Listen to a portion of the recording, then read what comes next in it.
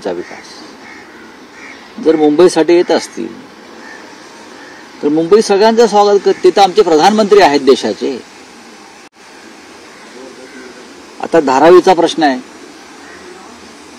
आम्ही त्यांच्याकडे काही मागणी केली आहे, धारावी लुटू देऊ नका आमची. त्या संदर्भात काय घोषणा करतात का पाहावं लागेल आम्हाला.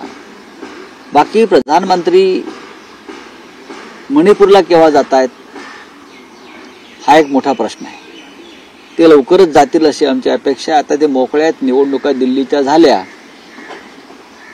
की त्यांना फार काही निवडणुकांच्या प्रचाराचं काम नसेल, मग त्याने मणिपूरला जावं. पण मुंबईत आलेत, आम्हाला आनंद आहे. प्रधानमंत्री पुन्हा एकदा आलेत. कोणाला भेटणार आहेत ते महायुतीच्या आमदारांना भेटणार आहेत. भेटू द्या, त्यांनीच निवडून आणलंय. मग महायुतीच्या मंचावरती ईव्हीएमचं मशीन ठेवलं पाहिजे. आज ईव्हीएमचं मशीन ठेवलं पाहिजे, त्याची पूजा केली पाहिजे. म्हणजे राष्ट्रपुरुषांचे फोटो ठेवण्यापेक्षा ईव्हीएमचं मशीन ठेवलं पाहिजे, नोटांची बंडलं ठेवली पाहिजेत. आणि मग ह्या सगळ्यांच्या माध्यमातून हा जो महायुतीला विजय प्राप्त झाला त्या विजयाच्या शिल्पकार मग मंचावरती येतील. एकंदरीत जे काय चाललंय ते पाहत राहायचंय, बाकी काय. पण राऊतसाहेब, पंतप्रधानांच्या दौऱ्यामध्ये जेव्हा महायुतीच्या आमदार आणि मंत्र्यांशी ते संवाद साधणार आहेत, अशा वेळेस मंत्री धनंजय मुंडे यांना या कार्यक्रमापासून दूर ठेवण्यात आले. आज ते परळीत आहे.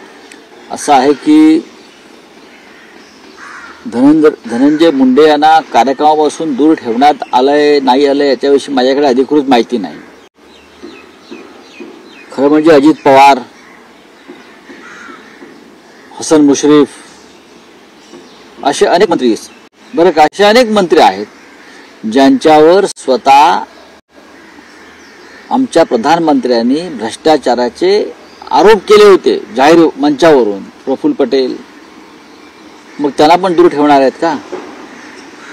ही ढोंग आहेत, ही सोंग ढोंग आहेत. अजित पवारांवरती जे प्रधानमंत्री 2 दिवसापूर्वी 70,000 कोटीच्या सिंचन घोटाळ्याचा आरोप करतात, अशोक चव्हाणांवरती आरोप करतात, ते आज मंचावरती असणार आहेत. मग धनंजय मुंडेवरती अन्याय का? जर तसं असेल तर, जर खरोखर तसं असेल तर मुंड्यांवरती अन्याय का? महायुतीमध्ये 40% लोक हे टेंटेड आहेत, कलंकित आहेत. आणि ते कलंकित आहेत हे स्वतः देवेंद्रजी फडणवीस आणि नरेंद्र मोदी हे वारंवार सांगत राहिले. आता ते कसे काय मग स्वच्छ झाले?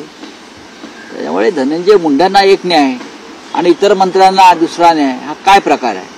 हे फार संशोधनाचा विषय आहे. बीड मधली अपडेट समोर येते आहे, ज्यात वाल्मिक कराडला मकोक्का अंतर्गत त्याच्यावर कारवाई झाली आहे आणि त्याचे पडसाद परळीत उमटले आहेत. काल परळी बंद पुकारण्यात आला, आजही परळी बंदची हाक आहे. त्यांचे जे कुटुंबीय आहेत, हा लॉ अँड ऑर्डरचा प्रश्न आहे.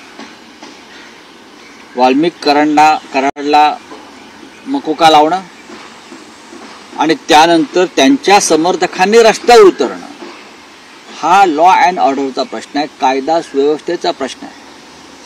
प्रधानमंत्री मुंबईत असताना महाराष्ट्राच्या एका भागामध्ये अशा प्रकारे हिंसाचार मणिपूरप्रमाणे होत असेल तर त्याची जबाबदारी गृहमंत्रीपद सांभाळणाऱ्या देवेंद्र फडणवीस यांच्यावर आहे. एखाद्या गुन्हेगाराला त्याच्यावर कायदेशीर कारवाई सुरू होत असताना भारतीय जनता पक्षाचे समर्थक म्हणून घेणारे लोक रस्त्यावर उतरतात, हिंसाचार करतात, परळी बंद ठेवतात, सार्वजनिक मालमत्तेचं नुकसान करतात. हा काय प्रकार आहे? आम्ही एखादं आंदोलन केलं तर आम्हाला परवानगी मिळणार नाही विरोधी पक्षाला, किंवा आमच्या लोकांना तुरुंगात टाकतील. मग इथे तुम्ही काय शेपूट घालताय? माझा प्रश्न असा आहे आता सगळ्यांनाच की कारवाई झालेली आहे, प्रकरण न्यायप्रविष्ट आहे. आता आपण सगळ्यांनी शांतता पाळली पाहिजे. बीडची एनसीपी कार्यकारिणी बरखास्त करण्यात आलेली आहे आणि जे चारित्र्यवान आहेत अशा व्यक्तींचा तपास करूनच मग पदावर घेतलं जाईल असं म्हटलं जातं. कोणते एनसीपी? अजित पवार, जे एकूण सगळं बीड आणि परळीमध्ये घडतंय हो, पण जोपर्यंत तुम्ही धनंजय मुंडे यांना मंत्रिमंडळातून काढत नाही तोपर्यंत तुमचा या कृतीला काही अर्थ नाही. लोकांचा आक्षेप जो आहे तो आकाच्या आकाला आहे ना. त्यांच्यावरती तुम्ही कारवाई करायची हिंमत दाखवताय का? तरच संतोष देशमुख यांचा तपास हा निष्पक्षपाती होईल.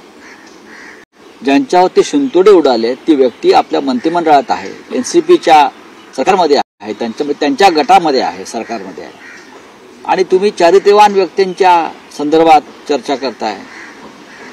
चारित्र्यवान कोणाला म्हणावं हे आता आम्हाला वर जाऊन धर्मराजाला विचारावं लागेल की चारित्र्याची नक्की व्याख्या आहे. आम्हाला परत भगवद्गीता शोधावी लागेल. त्यात श्रीकृष्णानं काही चारित्र्यावरती काय प्रवचन दिलंय का अर्जुनाच्या रथावर स्वार होऊन? आता मोठा प्रश्न आहे ना, कारण चारित्र्यवान लोक बीडमध्ये घेणार आहेत अजित पवार. मग सुरुवात कोणापासून करणार आहेत हा याचं उत्तर द्या. रावसाहेब, आणखी 2 प्रश्न आहेत. अलीकडच्या काळात जी शिवसेना युबीटी आणि भाजपमध्ये जवळीक वाढताना दिसत आहे, अजिबात जवळीक नाही. त्या पार्श्वभूमीवर मुख्यमंत्री देवेंद्र फडणवीस यांचं विधान आलेलं आहे की शिवसेना युबीटी उद्धव ठाकरेंसाठी महायुतीचे दरवाजे आता बंद आहेत, आम्हाला कोणत्याही चौथ्या मित्राची गरज नाही. बघा, चौथा मित्र येणार नाही, नंबर 1. आणि आम्ही त्यांच्या दारामध्ये दरवाजा खटखट करायला गेलो नाही कोणीही. एकनाथ शिंदे आणि अजित पवार जे त्यांच्याकडे आहेत बरं का, ते त्यांनी जबरदस्तीने खेचून घेतले लोक आहेत. उद्धव ठाकरे असतील आमचे माननीय शिवसेना पक्षप्रमुख आणि आम्ही काय त्यांच्या पायरीवर जाऊन बसलेलो नाही आहोत. मुख्यमंत्र्यांची आणि माननीय उद्धव ठाकरेंची एखादी सदिच्छा भेट ही राजकीय भेट नसते. आपण राज्याचे मुख्यमंत्री आहात, आम्ही विरोधी पक्षात आहोत, आमचे लोकप्रतिनिधी आहेत, आमदार खासदार, ते तुम्हाला भेटणारच. तुम्ही तसं एक GR काढा की विरोधी पक्षाच्या आमदार खासदारांनी मला भेटू नये. तुम्ही एक GR काढलात म्हणजे आम्ही मोकळे झालो. पण तुम्ही या राज्याचे मुख्यमंत्री आहात, तुम्ही एका गटाचे मुख्यमंत्री नाही आहात. आणि आपल्याकडून लोकशाहीला बाधक होईल अशी कृती होणार नाही अशी आमची भूमिका आहे. प्रश्न राहिला दरवाजे बंद. तुम्हाला भाजपला आता दरवाजाच नाहीये. कोणत्याही भ्रष्टाचारानं व्यभिचारी माणसानं यावं आणि सरळ आत घुसावं अशी तुमची परिस्थिती आहे. आम्ही भ्रष्टाचारी आणि व्यभिचारी असे नसल्यामुळे आम्ही तुमच्या दारात येणार नाही. तुमचा पक्ष हा भ्रष्टाचारांचा कोठा झालेला आहे. एक आणखी प्रश्न होता की शरद पवारांवर अमित शहानी जी टीका केली त्याला पवारांनी काल उत्तर दिलं. त्यात अमित शहांचा उल्लेख त्यांनी तडीपार गृहमंत्री, तडीपार ज्याच्यावर कारवाई झाली होती असे गृहमंत्री केला. अनेक जे भूतकाळात जे गृहमंत्री झाले त्यांचीही त्यांनी यादी आणि त्यांचं कार्य त्यांनी सांगितलं. त्याचबरोबर ते असे म्हणाले की अमित शहा तडीपार असताना मातोश्रीवर बाळासाहेबांना भेटले होते, सहकार्य करण्याची त्यांनी विनंती केली होती. नेमकं हे प्रकरण काय आहे? मला वाटतं शरद पवार साहेबांनी एक माहिती दिलेली आहे आणि ती माहिती देशाच्या गृहमंत्र्यांच्या संदर्भात आहे सध्याच्या. आणि माननीय पवार साहेब जो प्रसंग सांगतायत तेव्हा अमित शहा हे गुजरातमधले त्या काळातले बरखास्त गृहराज्यमंत्री होते. त्यांच्यावरती खटला चालू होता आणि त्या काळात ते अनेकांचे दरवाजे ठोकत होते मदतीसाठी. मग त्यात माननीय शरद पवार साहेब असतील, माननीय हिंदुहृदय सम्राट बाळासाहेब ठाकरे असतील. मी अनेकदा त्यांना त्या काळामध्ये मी स्वतः त्या काळामध्ये पार्लमेंटला अरुण जेटली यांच्या केबिनच्या बाहेर वेटिंगला बसलेलं पाहिलेलं आहे. कारण अरुण जेटली हे कायदेशीर बाजू सांभाळत होते, जरी मंत्री असले किंवा विरोधी पक्षनेते असले तरी त्या काळातले. तर माणूस संकटात असताना अनेकांचे दरवाजे ठोठवतो. पण ज्याने संकट काळात मदत केली आणि चांगल्या प्रकारची मदत केली अशा नेत्याच्या आणि अशा कुटुंबाच्या पाठीत खंजीर खुपसण्याची परंपरा आम्ही कधी पाहिली नाही. आता काय झालंय हे पवार साहेबांनी सांगितलंय, पण ती अर्धवट माहिती आहे, थोडीशी. माझ्याकडे पूर्ण माहिती आहे, पण मी गुप्ततेला मानलेला माणूस आहे. काही गोष्टी या गोपनीय असतात आणि त्या शक्यतो त्याचा बभरा करायचा नसतो.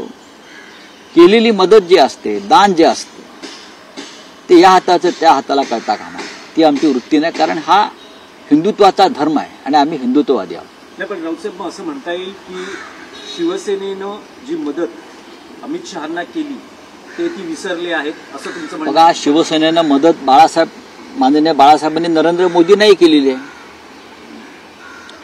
अख्खा देश मोदींच्या विरोधामध्ये असताना त्यांना मुख्यमंत्री पदावरून गुजरातच्या काढण्याची तयारी पूर्ण झाली असताना प्रधानमंत्र्यांकडून, अटलजींकडून, फक्त या देशामध्ये माननीय बाळासाहेब ठाकरे हे एकच नेते असे होते की जे नरेंद्र मोदींच्या बाजूने ठामपणे उभे राहिले तेव्हा की त्यांना आता काढणं योग्य नाही.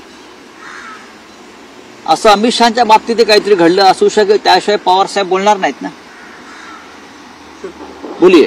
तो प्रधानमंत्री मोदी मुंबई दौरे पे हैं, वहाँ जाएंगे, 3 जंगी जहाज जो है उसका देश को समर्पित करेंगे. वहीं अच्छी बात है. बात ऐसी है कि प्रधानमंत्री है, कल जम्मू कश्मीर में थे, कुंभ में थे, कुंभ में गए ना बाद में, और जगह पर घूमते हैं. प्रधानमंत्री है, देश घूमना चाहिए, लोगों से मिलना चाहिए. ऐसे जो काम है राष्ट्रहित में, उसका लोकार्पण करने की जिम्मेदारी प्रधानमंत्री के ऊपर होती है. अगर मुंबई में आकर प्रधानमंत्री जी ये जो काम आप बोल रहे हो कर रहे हैं, तो स्वागत है. इस्कॉन का भी मंदिर का लोकार्पण करेंगे. आजकल हमारे प्रधानमंत्री देश के शंकराचार्य बन गए हैं, तो ये काम तो उनको करना ही पड़ेगा ना. वही तो उनकी वोट बैंक है, करना पड़ेगा. मणिपुर में भी जाना चाहिए. बार बार देश सवाल पूछता है कि मणिपुर कब जाओगे. आप दिल्ली चुनाव में जाते हो, सब जगह घूमते हो, आप मणिपुर में जाइए, हमें बहुत खुशी होगी. शरद पवार ने कल पलटवार किया अमित शाह को लेकर, जिसने बयान दिया था, पलटवार किया, उनको कहा है कि जो मर्यादा है गृह मंत्री पद की उसकी रखी आप. मर्यादा तो सभी ने रखनी चाहिए और देश के प्रधानमंत्री ने सबसे ज्यादा रखनी चाहिए, क्योंकि पूरा देश आपके साथ चलता है, आपकी सोच के साथ चलता है. जैसे पंडित नेहरू जी के साथ देश चलता था, गांधी जी के साथ देश चलता था, वैसे आपके साथ भी अगर आपकी इच्छा है तो आपकी सोच बदल लीजिए. गृह मंत्री जी को भी मैं कहूंगा ये, और प्रधानमंत्री जी को, जिस भाषा का इस्तेमाल ये दो नेता करते हैं बड़े पद पर, अब तक कभी हुआ नहीं था. पवार साहब ने कहा कि मैंने अब तक से बहुत गृह मंत्री देखे, लेकिन तड़ीपार गृह मंत्री पहली बार देखा है. जिसकी तड़ीपारी हो गई तो गृह मंत्री हो गया. ये पवार साहब की एक वेदना है. पवार साहब बहुत साल से केंद्र में रहे हैं, उनका अनुभव हमसे ज्यादा है. यहाँ आकर आप हमें धमकियां देते हो, गृह मंत्री. हाँ, गलत भाषा का इस्तेमाल उद्धव ठाकरे जी के खिलाफ करते हो, शरद पवार साहब के खिलाफ करते हो. क्या देश के सभी समस्या खत्म हो गई लॉ एंड ऑर्डर की? अगर वो यहाँ आकर बीड़ में जो चल रहा है हिंसा, आप देखिए जाकर, लॉ एंड ऑर्डर पूरा उद्ध्वस्त हो गया. बीड़ में एक डिस्ट्रिक्ट है, बाजू में ही है, जहां वो बोल रहे थे उनके बाजू में बीड़ जिला है. वहां खुलेआम मर्डर हो रहे हैं, अपहरण हो रहा है, बलात्कार हो रहा है. उसके ऊपर आप गृह मंत्री नहीं बोलते, मणिपुर के ऊपर नहीं बोल रहे, और उद्धव ठाकरे जी के ऊपर बोलेंगे, शरद पवार साहब के ऊपर बोलेंगे. ये गृह मंत्री का काम है क्या? संकट के समय मातोश्री आए थे जब वो तड़ीपार अमित शाह की, जैसा आपने बताया था, अरुण जेटली के पास गए. देखिए, ये मैंने नहीं बोला है, ये शरद पवार साहब ने बोला है. आदमी संकट की घड़ी में दर दर की ठोकरें खाता है, सभी के दरवाजे पर जाता है, मदद मांगते हैं ये लोग. अगर मदद मांगते हैं तो हमारे जैसे लोग होते हैं वो मदद भी करते हैं. बाला साहब ठाकरे के दरवाजे हमेशा खुले थे ऐसे लोगों के लिए. बाला साहब ने तो नरेंद्र मोदी जी को भी मदद की थी. पूरा देश उनके खिलाफ था. तो बाला साहब अटल जी को और आडवाणी साहब को बोले, मोदी जी को मुख्यमंत्री पद से मत हटाइए. अगर उस वक्त मोदी जी को हटा देते तो आज मोदी प्रधानमंत्री नहीं बनते. वैसे ही अगर अमित शाह जी को हिंदू हृदय सम्राट बाला साहब ठाकरे जी ने कुछ ऐसी मदद की है जिनकी वजह से आज गृह मंत्री पद पर वो है, तो है. पवार साहब ने यही बात छेड़ी होगी पीठ पे खंजर भोगने की बात करें, पीठ पर खंजर जब भोगने की बात। पवार साहब कह रहे हैं कि जब अमित शाह तड़ीपार थे तब मदद की अपेक्षा से उन्होंने मातोश्री में बाला साहब से मुलाकात की। मातोश्री पर जो मदद की अपेक्षा से आता है वो खाली हाथ नहीं जाता। वो हिंदू हृदय सम्राट बाला साहब ठाकरे थे और दानशूर करने के अवतार थे बाला साहब ठाकरे जी। जो भी उनके पास आता था, चाहे मित्र हो शत्रु हो, जो उनके सामने मदद के लिए खड़ा रहता था संकट में, बाला साहब जात धर्म नहीं देखते थे और पार्टी नहीं देखते थे, किस पार्टी का है ये, बस संकट में उनको मदद करनी चाहिए। ये मदद बाला साहब ठाकरे ने सबको की है, सबको की है, चाहे इंदिरा जी हो इमरजेंसी में या चाहे और कोई हो। राउत साहब, लेकिन ये जानना चाहेंगे कि अमित शाह के बारे में ये जो बातें अभी सामने, अब मैं पवार साहब से बात करूंगा उस बारे में। कब हुआ है ये पूरा वाकया? कब आए थे अमित शाह मातोश्री और बाला साहब से मुलाकात की? अभी देखिए, ये कल पवार साहब ने ये बात छेड़ी है, शरद पवार साहब ने बात छेड़ी है, मैं जरूर पवार साहब से उस बारे में जानकारी लूंगा। और एक सवाल है कि देवेंद्र फडणवीस जी ने कहा है कि महायुति के दरवाजे शिवसेना, यूबीटी और उद्धव ठाकरे के लिए हमेशा के लिए बंद हो गए। महायुति के दरवाजे है वो कैरेक्टरलेस भ्रष्टाचारी लोगों के लिए खुले हैं पहले से। अब देखो ना, उनके पार्टी में कौन लोग बैठे हैं महायुति में, आप देख लीजिए। हमारे जैसे लोग उनके दरवाजे पर नहीं जाएंगे कभी, ना खड़े रहेंगे ना बैठेंगे उनके दरवाजे पे, कोई जरूरत नहीं है।